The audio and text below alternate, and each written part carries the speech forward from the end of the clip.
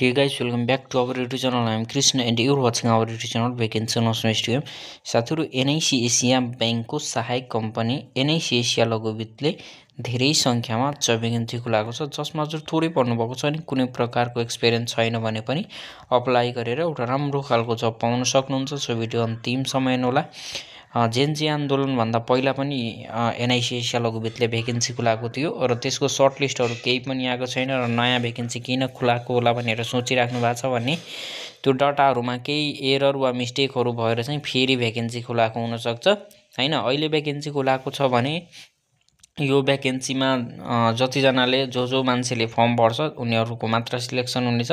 So पहिला पनि भर्नु भएको थियो भने चाहिँ यो भ्याकेन्सी हेरेर हजुरलाई फेरि भर्नु पर्ने हुन्छ किनकि फेरि अर्को भ्याकेन्सी खुलाएको छ है। त्यही भ्याकेन्सीले रिपिट गरेर यहाँ प्रकाशित मिति 2082 8 को महिना 8 गते रहेको छ है।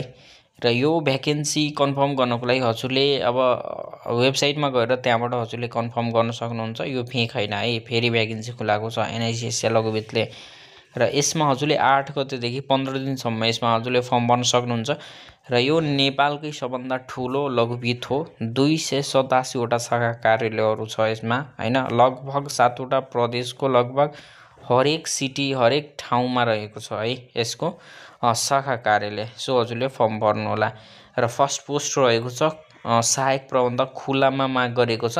लगभग यसमा हजुरको नाम निस्कियो भने चाहिँ थाहै नियुक्ति सरकारी जब जस्तै हजुरले पाउनु हुनेछ है। र यसमा हजुरले सीए वा एससीए गरे हजुरले 1 वर्षको कार्यानुभव हजुरसँग छ भने चाहिँ यसमा फर्म भर्न सक्नुहुन्छ।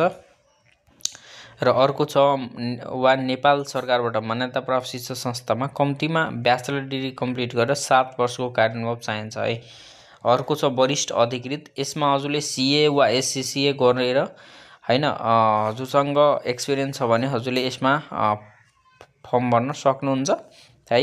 र ब्याचलर डिग्री कम्प्लिट गर्नुभएको छ भने 5 वर्षको कार्यानुभव चाहिन्छ। अर्को छ कनिष्ठ अधिकृत। यसमा हजुरले सेमी क्वालिफाइड सीए गरेर 2 वर्षको कार्यानुभव चाहिन्छ है। अनि अर्को छ कनिष्ठ सहायक। यसमा हजुर एसएलसी वा एसई मात्र गर्नुभएको छ भने मिनिमम 2 वर्षको कार्यानुभव चाहिन्छ है। र +2 कम्प्लिट गर्नुभएको छ भने 1 वर्षको कार्यानुभव चाहिन्छ। अनि अर्को छ खुल्ला प्रशासकीय सहायक। यसमा हजुरले मात्र एसएलसी वा एसई गर्नुभएको छ भने यसमा फर्म भर्न सक्नुहुन्छ है। र यो पनि खुल्लाबाट भ्याकेन्सी खुलाएको छ। यसमा नाम निस्क्यो भने हजुर डाइरेक्ट यसमा थाहै नियुक्ति पाउनु हुनेछ। उमेरको हद सहायक श्रेणीको लागि 21 वर्ष, 18 वर्ष पुरा 35 वर्ष नआएको र अधिकृत श्रेणीको लागि 21 वर्ष पुरा भई 58 वर्ष नआएको हुनुपर्छ है।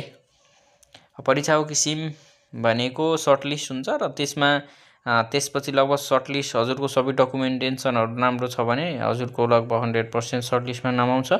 र सर्टलिस्टमा नाम परेको मान्छे क्यान्डिडेटहरुको एक्जाम हुन्छ है।